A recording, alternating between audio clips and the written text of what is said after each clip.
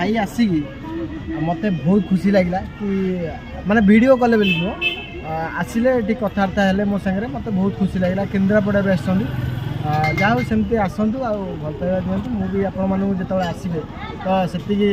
भल पाइबा देवी निहाती।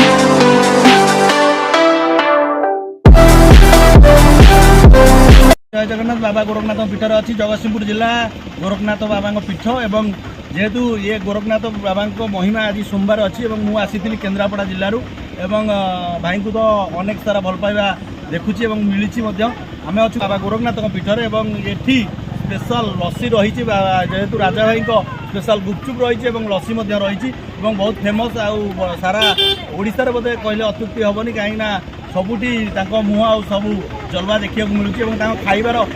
टेस्टी जी नुह भल पाइबा और निरा स्नेह ममता निश्चित बांधि पकई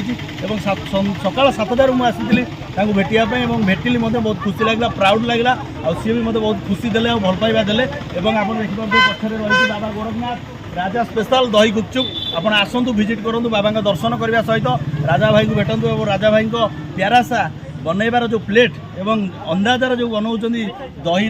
गुपचुप खाते टेस्टी माइंड रे हृदय को टेस्टी सहित भल पाइबा सपोर्ट करूँ भल पाइबा सहित आशीर्वाद करूँ सी केमी आगे जातु बाबा गोरखनाथ आहरी आशीर्वाद करूँ समस्त भल पाइबा एभली दरकार आ राजा भाई कौन कह